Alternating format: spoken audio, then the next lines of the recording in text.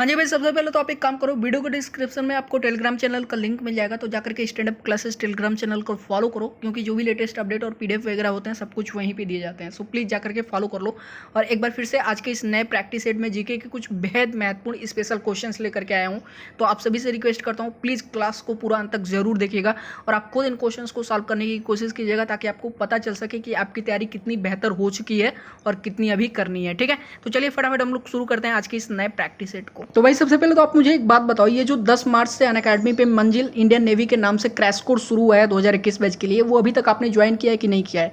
यदि अभी तक आपने नहीं किया है, मतलब क्या कर रहे हो, आपको ज्वाइन करना ही पड़ेगा। ठीक है, आप फटाफट अपने आप को अनअकैडमी पे इनरोल करो और जाकर के प्लस कोर्सेज बाई करके ये क्रैश कोर्स ज्वाइन कर लो। आप देख सकते हो इसमें टॉप एजुकेटर मिलकर के आपके 2021 बैच की तैयारी करा रहे हैं, जिसमें प्रियांक प्रभास सर आपको जीएस और रीजनिंग पढ़ा रहे हैं, अनिश पाठक सर आपको इंग्लिश और मयंक चतुर्वेदी सर को आप जानते ही हैं, वो आपको मैथ पढ़ा रहे हैं। ठीक है, और डेफिनेटली मैं आपको गारंटी दे सकता हूँ इस जो ये क्रैश कोर्स है कि इस क्रैश कोर्स से आपके जो है इंडियन नेवी की तैयारी, आप चाहे एसएसआर की तैयारी कर रहे हो, एमआर की या फिर AA की, डेफिनेटली बेहतर से बेहतर हो जाने वाली है और आप पहली बार में ही एग्जाम में बेहतर से बेहतर करके दिखाएंगे। सो प्लीज़ जाइए अपने आप को अनअकैडमी पे इनरोल करिए और ये बैच कोर्स ज्वाइन कर लीजिए। चलिए अगला देखते हैं। हाँ जी, ध्यान दीजिएगा, अब अगला नोटिस है हमारे एयरफोर्स के कैंडिडेट के लिए। तो 8 मार्च से अनअकैडमी पे ये मिशन एयरफोर्स नाम का प्रैक्टिस बैच शुरू हुआ है 35 दिन का। ठीक है, तो आपको भी पता है कि आपके एग्जाम में बिल्कुल भी समय नहीं बचा है, तो यदि बेहतर से बेहतर प्रैक्टिस करना चाहते हैं अपने एग्जाम की कम से कम समय में, तो आज ही अपने आपको अनअकैडमी पे इनरोल करो, प्लस कोर्सेज बाय करो और जाकर के फटाफट ये प्रैक्टिस बैच ज्वाइन कर लो। जो 35 दिन का ये प्रैक्टिस बैच शुरू किया गया है, टॉप एजुकेटर इसमें आप देख सकते हैं, रामस्वरूप ज्ञानी सर हैं, मयंक चतुर्वेदी सर हैं, दीक्षा मैम है, अभिषेक सर हैं और सुनील कुमार गुप्ता सर हैं। ठीक है, तो देर बिल्कुल भी नहीं करना है, फटाफट जाइए अनअकैडमी पे प्लस कोर्सेज बाय करके ये प्रैक्टिस बैच ज्वाइन कर लीजिए, जो 8 तारीख से शुरू हो चुका है। ठीक है, और अगला है एनडीए के कैंडिडेट के लिए। ध्यान दीजिएगा, जितने भी आपको एनडीए के जितने भी कैंडिडेट है, आपको भी पता है कि आपके एग्जाम में बिल्कुल भी समय नहीं बचा है, तो ये 45 दिन का क्रैश कोर्स शुरू हुआ है 1 मार्च से। ठीक है, तो फटाफट जाओ अपने आपको अनअकैडमी पे इनरोल करो, प्लस कोर्सेज बाय करो और इस क्रैश कोर्स से अपनी तैयारी शुरू कर दो। कम से कम समय में बेहतर से बेहतर आपको रिजल्ट इस क्रैश कोर्स से मिलने वाला है, जिसमें टॉप एजुकेटर मिलकर के जो है आपके इस क्रैश कोर्स में तैयारी करा रहे हैं। तो फटाफट जाइए, आपको कुछ नहीं करना है, वीडियो के डिस्क्रिप्शन में आपको अनअकैडमी आपका लिंक मिल जाएगा, उसको अपने फोन में इंस्टॉल कीजिए। इंस्टॉल करने के बाद अपने आपको उस पर रजिस्टर करिए। रजिस्ट्रेशन के दौरान आप referral code stand up classes use कर लीजिएगा, क्योंकि इन टॉप एजुकेटर की स्पेशल क्लासेस भी चलती हैं जो बिल्कुल फ्री होती हैं। तो referral code stand up classes use करने के बाद आप इन्हें बिल्कुल फ्री देख पाएंगे और उसके बाद जो है जब कभी भी आप प्लस कोर्सेज बाई करते हैं तो आपको एक्स्ट्रा 10% का डिस्काउंट मिल जाएगा। तो फटाफट जाइए अपने आपको अनअकैडमी पे इनरोल करिए और अपनी तैयारी को एक नया मुकाम देना शुरू कर दीजिए। चलिए अपने क्लास की तरफ चलते हैं। हाँ जी भाई, तो अब यहाँ पे जरा ध्यान से देखिएगा, इस प्रैक्टिस सेट का जो हमारा सबसे पहला क्वेश्चन है वो कह रहा है कि वेल्थ ऑफ नेशंस पुस्तक के लेखक कौन है। फटाफट कमेंट करिए, आप सभी को पता है एग्जाम में आ चुका है ये क्वेश्चन। तो वेल्थ ऑफ नेशंस पुस्तक के लेखक कौन है, तो वो है आपके एडम स्मिथ। कौन है? एडम स्मिथ, याद कर लीजिएगा। चलिए अगले क्वेश्चन की तरफ हम लोग बढ़ते हैं दोस्तों। तो हमारा अगला क्वेश्चन है, देश का सबसे गहरा बंदरगाह कौन सा है? बेहद महत्वपूर्ण है, फटाफट कमेंट करिए। देश का सबसे गहरा बंदरगाह कौन सा है? वो है आपका विशाखापट्टनम। कौन सा है? विशाखापट्टनम बंदरगाह जो है देश का सबसे गहरा बंदरगाह है, याद कर लीजिएगा, एग्जाम में आ चुका है।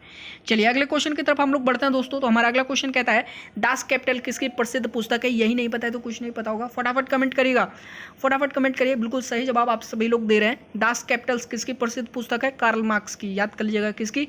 कार्ल मार्क्स की। ऑप्शन नंबर ए हमारा बिल्कुल करेक्ट है। अगले क्वेश्चन की तरफ हम लोग बढ़ते हैं दोस्तों। तो हमारा अगला क्वेश्चन कहता है, भारतीय रिजर्व बैंक का जो है राष्ट्रीयकरण कब किया गया था? तो भारतीय रिजर्व बैंक का राष्ट्रीयकरण कब किया गया था? फटाफट कमेंट करिए, ये क्वेश्चन काफी बार एग्जाम में आप पूछा जा चुका है। तो भारतीय रिजर्व बैंक का राष्ट्रीयकरण कब किया गया था? तो मैं आपको बता देता हूं, भारतीय रिजर्व बैंक का जो राष्ट्रीयकरण है वो 1949 में किया गया था। कब किया गया था? 1949 में। दोस्तों आप लोग यहाँ पे अपना स्कोर भी जरूर कमेंट करेगा कि कितने क्वेश्चंस में से आपने कितना क्वेश्चन बिल्कुल सही किया है। चलिए अगले क्वेश्चन की तरफ हम लोग बढ़ते हैं दोस्तों। हमारा अगला क्वेश्चन कहता है, संविधान में मौलिक कर्तव्यों को कब सम्मिलित किया गया था? ये एक बेहद महत्वपूर्ण क्वेश्चन है ये भी। तो संविधान में मौलिक कर्तव्यों को कब सम्मिलित किया गया था? फटाफट कमेंट करेगा। तो दोस्तों मैं आपको बता देता हूं, संविधान में जो मौलिक कर्तव्य शामिल किए गए थे वो किए गए थे 1976 में। कब किए गए थे? 1976 में, याद कर लीजिएगा, 1976। अगले क्वेश्चन की तरफ हम लोग बढ़ते हैं दोस्तों। तो हमारा अगला क्वेश्चन कहता है, भारत के उपग्रह प्रक्षेपण स्टेशन कौन से शहर में है? ठीक है, तो भारत में उपग्रह प्रक्षेपण स्टेशन कौन से शहर में है? फटाफट कमेंट करिएगा, फटाफट कमेंट करिए। ये जहाँ से उपग्रह जो है लॉन्च किए जाते हैं, ठीक है, भारत में, और वो कहाँ पे है, वो स्टेशन कहाँ पे है? तो वो है आपका श्रीहरिकोटा में। कहाँ पे? श्रीहरिकोटा में। काफ़ी बार आपके एग्जाम में पूछा जा चुका है, ठीक है, याद कर लीजिएगा, कहाँ पे? श्रीहरिकोटा में। चलिए अगले क्वेश्चन की तरफ हम लोग बढ़ते हैं दोस्तों। तो हमारा अगला क्वेश्चन क्या कहता है दोस्तों, अगला क्वेश्चन कह रहा है कर्णम मल्लेश्वरी निम्न में से किस खेल से संबंधित है। बेहद महत्वपूर्ण क्वेश्चन है, फटाफट कमेंट करिए, एग्जाम में पूछा जा चुका है। कर्णम मल्लेश्वरी निम्न में से किस खेल से संबंधित है। तो दोस्तों मैं आपको बता देता हूं, कर्णम मल्लेश्वरी भार उठाने से संबंधित यानी वेट लिफ्टिंग से संबंधित है। किससे, वेट लिफ्टिंग से संबंधित है, ठीक है, याद कर लीजिएगा। ऑप्शन नंबर डी हमारा बिल्कुल करेक्ट है। चलिए अगले क्वेश्चन की तरफ हम लोग बढ़ते हैं दोस्तों। तो हमारा अगला क्वेश्चन कह रहा है निम्न में से किस उपग्रह ने चंद्रमा का सबसे पहला चक्कर लगाया था। बेहद महत्वपूर्ण क्वेश्चन है। तो चंद्रमा का सबसे पहला चक्कर लगाने वाला उपग्रह कौन सा है। ऑप्शन नंबर ए बोलता हूँ Apollo 11, option number B Apollo 10, option number C Luna 2 और ऑप्शन नंबर डी लूना 10। फटाफट कमेंट करिएगा। तो दोस्तों मैं आपको बता देता हूँ, चंद्रमा का चक्कर लगाने वाला जो सबसे पहला उपग्रह है वो है आपका लूना 10। कौन सा है, लूना 10, याद कर लीजिएगा, एग्जाम में आ सकता है, ठीक है। ऑप्शन नंबर डी हमारा बिल्कुल करेक्ट हो जाएगा। चलिए अगले क्वेश्चन की तरफ हम लोग बढ़ते हैं दोस्तों। तो हमारा अगला क्वेश्चन कहता है सिकंदर और पोरस की लड़ाई किस नदी के किनारे लड़ी गई थी। ये एग्जाम में काफी बार आ चुका है। तो सिकंदर और पोरस की लड़ाई किस नदी के किनारे लड़ी गई थी, फटाफट कमेंट करेगा। तो मैं आपको बता दूं, ये जो सिकंदर और पोरस के बीच की जो लड़ाई लड़ी गई थी, ये लड़ी गई थी झेलम नदी के किनारे। किस नदी के, झेलम नदी के, याद कर लीजिएगा। ऑप्शन नंबर ए हमारा बिल्कुल करेक्ट है। अगले क्वेश्चन की तरफ हम लोग बढ़ते हैं दोस्तों। तो हमारा अगला क्वेश्चन कहता है अजंता की गुफाएं किस काल में निर्मित की गई थी। बेहद महत्वपूर्ण क्वेश्चन है। तो अजंता की गुफाएं किस काल में निर्मित की गई थी। ऑप्शन नंबर ए बोलता हूँ गुप्त काल, ऑप्शन नंबर बी मौर्य काल, ऑप्शन नंबर सी मुगल काल और ऑप्शन नंबर सी कुषाण वंश, ठीक है। तो मुगल काल में तो होगा नहीं भाई, मुगल वाले जो है अजंता की गुफाएं क्यों बनवाएंगे, ठीक है। तो फटाफट कमेंट करिए अजंता की गुफाएं किस काल में निर्मित की गई थी। तो मैं आपको बता दूं, ये निर्मित की गई थी गुप्त काल में। कब, गुप्त काल में, याद कर लीजिएगा। ऑप्शन नंबर ए हमारा बिल्कुल करेक्ट है, ठीक है। चलिए अगले क्वेश्चन की तरफ हम लोग बढ़ते हैं दोस्तों। तो हमारा अगला क्वेश्चन कह रहा है भारत आने वाला पहला अंग्रेजी जहाज कौन सा था। बेहद महत्वपूर्ण क्वेश्चन है, इसी पे आपको ध्यान देना है। तो भारत आने वाला पहला अंग्रेजी जहाज कौन सा था, तो वो मैं आपको बता दूं, जो भारत सबसे पहला जो अंग्रेजी जहाज भारत आया था उसका नाम था रेड ड्रैगन। क्या नाम था, रेड ड्रैगन, याद कर लीजिएगा। ऑप्शन नंबर बी हमारा बिल्कुल करेक्ट है। और कैप्टन हॉकिंस के समय में ये आया था, ठीक है, 1608 में। कब आया था, 1608 में। और ये किस जो है बंदरगाह पे आके लगा था, सूरत के बंदरगाह पे, ठीक है। ये कहाँ पे आके रुका था, सूरत के बंदरगाह में। कब आया था, 1608 में। किसके दौरान जो है, उस समय कैप्टन हॉकिंस के समय में आया था ये, ठीक है। किसके समय में, कैप्टन हॉकिंस के समय में, याद कर लीजिएगा। चलिए अगले क्वेश्चन की तरफ हम लोग बढ़ते हैं। हमारा अगला क्वेश्चन है डॉक्टर राजेंद्र प्रसाद को संविधान सभा का अस्थाई में पूछ रहा हूँ, अस्थाई नहीं पूछ रहा हूँ, दोनों मैं आपको बताऊंगा। तो डॉक्टर राजेंद्र प्रसाद को संविधान सभा का अस्थाई अध्यक्ष कब नियुक्त किया गया था, फटाफट कमेंट करेगा। देखिए यहाँ पे 2 डेट हैं, दोनों डेट मैं आपको बताऊंगा, ठीक है।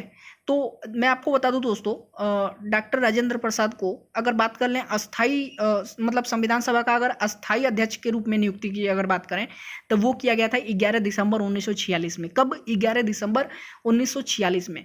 और अस्थायी रूप से जो है संविधान सभा के लिए कब चुना गया था, यदि इस तरह का क्वेश्चन आता है आपके एग्जाम में, ठीक है, तो आप क्या लगाएंगे, 9 दिसंबर को, ठीक है। तो मतलब ये अस्थायी रूप से नियुक्त नहीं किए गए थे, सिर्फ चुने गए थे अस्थायी रूप से, ठीक है। अस्थायी रूप से जो है संविधान सभा के लिए चुने गए थे, ठीक है। और याद कर लीजिएगा 11 दिसंबर को जो है इनको अस्थायी अध्यक्ष के रूप में संविधान सभा के लिए अस्थायी अध्यक्ष के रूप में नियुक्त किया गया था इन्हें, ठीक है। कब, 11 दिसंबर को अस्थायी अध्यक्ष के रूप में नियुक्त किया गया था संविधान सभा का, ठीक है। और 9 दिसंबर को अस्थायी के रूप में जो है सिर्फ इनको क्या किया गया था, चुना गया था संविधान सभा के लिए, ठीक है। याद कर लीजिएगा, दोनों डेट याद कर लीजिएगा। चलिए अगले क्वेश्चन की तरफ हम लोग बढ़ते हैं दोस्तों। हमारा अगला क्वेश्चन कह रहा है राष्ट्रपति अपना त्यागपत्र किसे दे सकता है। मतलब 10 बार से ऊपर आपके एग्जाम में ये क्वेश्चन आ चुका है। तो राष्ट्रपति अपना त्यागपत्र किसे दे सकता है, फटाफट कमेंट करेगा। तो दोस्तों मैं आपको बता दूं, राष्ट्रपति, यदि आप सोच रहे हैं कि राष्ट्रपति अपना त्यागपत्र प्रधानमंत्री को दे सकता है, तो ऐसा बिल्कुल भी नहीं है, बिल्कुल आप गलत है यहाँ पे, ठीक है। ना ही वो उच्च न्यायालय के किसी मुख्य न्यायाधीश को दे सकता है, बल्कि यदि राष्ट्रपति अपना त्यागपत्र देना चाहता है तो वो सिर्फ किसे देगा, उपराष्ट्रपति को देगा। किसे, उपराष्ट्रपति को, याद कर लीजिएगा। ऑप्शन नंबर बी हमारा बिल्कुल करेक्ट हो जाएगा। चलिए अगले क्वेश्चन की तरफ हम लोग बढ़ते हैं दोस्तों। हमारा अगला क्वेश्चन कहता है स्वतंत्र भारत के पहले लोकसभा अध्यक्ष कौन थे। ये बेहद महत्वपूर्ण क्वेश्चन है, ये आपको पता होना चाहिए, एग्जाम में काफी बार आ चुका है। तो स्वतंत्र भारत के पहले लोकसभा अध्यक्ष कौन थे, वो थे जेवी मालवंकर। कौन थे, जेवी मावलंकर, ठीक है, याद कर लीजिएगा। ऑप्शन नंबर सी हमारा बिल्कुल करेक्ट हो जाएगा। तो स्वतंत्र भारत के पहले लोकसभा अध्यक्ष कौन थे, जेवी मावलंकर, ठीक है। ऑप्शन नंबर ए बिल्कुल, सॉरी, ऑप्शन नंबर सी बिल्कुल करेक्ट है। चलिए अगले क्वेश्चन की तरफ हम लोग बढ़ते हैं दोस्तों। हमारा अगला क्वेश्चन कह रहा है भारत का क्षेत्रफल पाकिस्तान के क्षेत्रफल से लगभग कितना गुना बड़ा है। बेहद महत्वपूर्ण क्वेश्चन है, याद कर लीजिएगा। अब मैं आपको बता दूं, भारत का क्षेत्रफल, आप लोग फटाफट कमेंट करिए, आपके जो है कमेंट्स में देख रहा हूं। भारत का क्षेत्रफल पाकिस्तान के क्षेत्रफल से लगभग कितना गुना बड़ा है, तो वो है 4 गुना बड़ा है। ठीक है, भारत का क्षेत्रफल जो है पाकिस्तान के क्षेत्रफल से लगभग 4 गुना बड़ा है। यदि आपको टोटल क्षेत्रफल पता होगा भारत का कितना है, 32,87,200, देखिए 32,87,269 स्क्वायर किलोमीटर है। ठीक है, स्क्वायर किलोमीटर याद कर लीजिएगा। तो भारत का ये क्षेत्रफल मैंने बताया 32,87,269 स्क्वायर किलोमीटर। और वहीं बात कर लें पाकिस्तान की, तो कितना है, 7,59,000। ठीक है, सॉरी 59 नहीं है, 69 है, 7,69,095। ठीक है, 95 स्क्वायर किलोमीटर। ठीक है, 7,69,095 स्क्वायर किलोमीटर। ठीक है, याद कर लीजिएगा, ये पाकिस्तान का है। तो भारत का याद कर लीजिएगा, पाकिस्तान के क्षेत्रफल से जो है लगभग 4 गुना बड़ा क्षेत्रफल है भारत का। कितना, 4 गुना। तो ऑप्शन नंबर सी हमारा बिल्कुल करेक्ट हो जाएगा। कौन सा, ऑप्शन नंबर सी बिल्कुल करेक्ट हो जाएगा। अगले क्वेश्चन की तरफ हम लोग बढ़ते हैं। तो हमारा अगला क्वेश्चन कहता है पेट्रोलॉजी किसका अध्ययन है। बेहद महत्वपूर्ण क्वेश्चन है, फटाफट कमेंट करके बताइएगा पेट्रोलॉजी किसका अध्ययन है। तो पेट्रोलॉजी चट्टानों का अध्ययन है। तो जो लोग चट्टानों का अध्ययन करते हैं तो उनको बोलते हैं ये पेट्रोलॉजी का अध्ययन कर रहे हैं। ठीक है, किसका, पेट्रोलॉजी, क्या बोलते हैं, पेट्रोलॉजी बोलते हैं। ठीक है, पेट्रोलॉजी किसका अध्ययन है, चट्टानों का अध्ययन है। चलिए अगले क्वेश्चन की तरफ हम लोग बढ़ते हैं। तो हमारा अगला क्वेश्चन है वृद्ध गंगा के नाम से किस नदी को जाना जाता है। ये नहीं पता है तो कुछ नहीं पता होगा, एग्जाम में काफी बार ये आ चुका है। ठीक है, तो वृद्ध गंगा के नाम से किस नदी को जाना जाता है, तो वो जाना जाता है गोदावरी को। किस नदी को, याद कर लीजिएगा, गोदावरी को। और अब मैं आपको बता दूं गोदावरी की लंबाई कितनी है, 1465 किलोमीटर। कितनी है, 1465 किलोमीटर। और ये कहाँ से निकलती है, इसकी उत्पत्ति कहाँ से होती है, तो महाराष्ट्र के नासिक जिले के त्र्यंबकेश्वर से हुई है। ठीक है, कहाँ से, महाराष्ट्र के नासिक जिले से एक जगह है। ठीक है, महाराष्ट्र के नासिक जिले के त्र्यंबकेश्वर के जो है त्र्यंबकेश्वर से हुई है। वो महाराष्ट्र के नासिक जिला, एक जिला है। ठीक है, नासिक का एक जिला है। ठीक है, नासिक जिले की एक स्थान है ये त्र्यंबकेश्वर, वहीं से हुई है।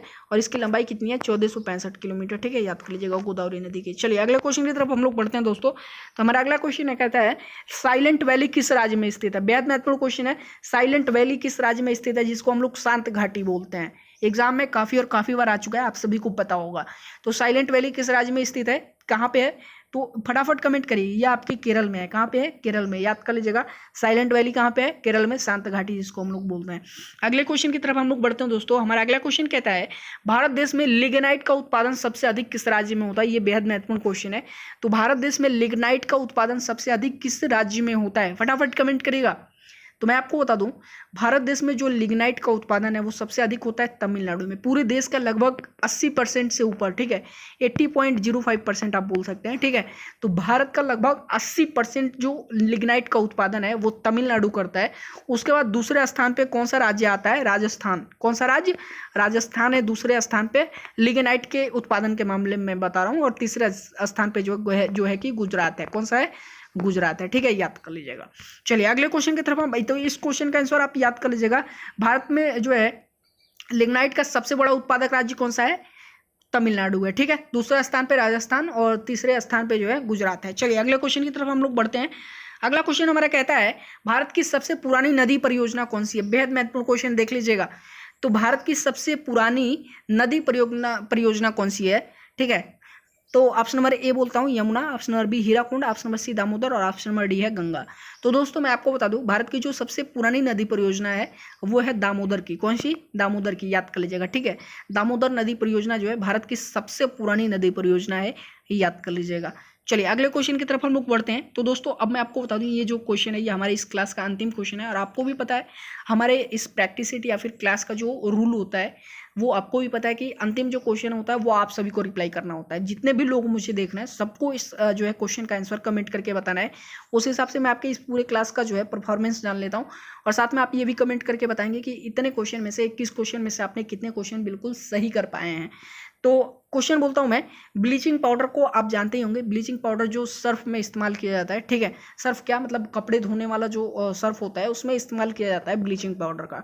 अब ब्लीचिंग पाउडर करता क्या है ना, जो कपड़े गंदे होते हैं वो उनका मैल काटता है। ठीक है, मैल काटने का काम करता है। जिस सर्फ में जो है ब्लीचिंग पाउडर की मात्रा जितनी अधिक होगी वो उतनी सफाई देगा। ठीक है, कपड़े पे वो उतनी ही सफाई देगा। तो यहाँ पे पूछ रहा है ब्लीचिंग पाउडर का रासायनिक नाम, यहाँ पे पूछ रहा है। ठीक है, तो ये आप सभी को कमेंट करके बताना है। आप ये 9th 10th में पढ़े होंगे ऑप्शन नंबर ए बोलता हूँ calcium carbonate, option number B calcium hydroxide, option number C calcium phosphate और ऑप्शन नंबर डी है कैल्शियम हाइपोक्लोराइड। ठीक है, तो जो करेक्ट होगा प्लीज़ आप कमेंट करके जरूर बताइएगा। एक बार फिर से मैं आपको ऑप्शन बोल देता हूँ, calcium carbonate, option number B calcium hydroxide, option number C calcium phosphate और ऑप्शन नंबर डी है कैल्शियम हाइपोक्लोराइड। ठीक है, सो प्लीज़ जो भी करेक्ट है, जितने भी लोग मुझे देख रहे हैं सबको कमेंट करके बताना है। बाकी आज के क्लास में बस इतना ही, मिलते हैं फिर एक नए प्रैक्टिस सेट में, तब तक के लिए धन्यवाद।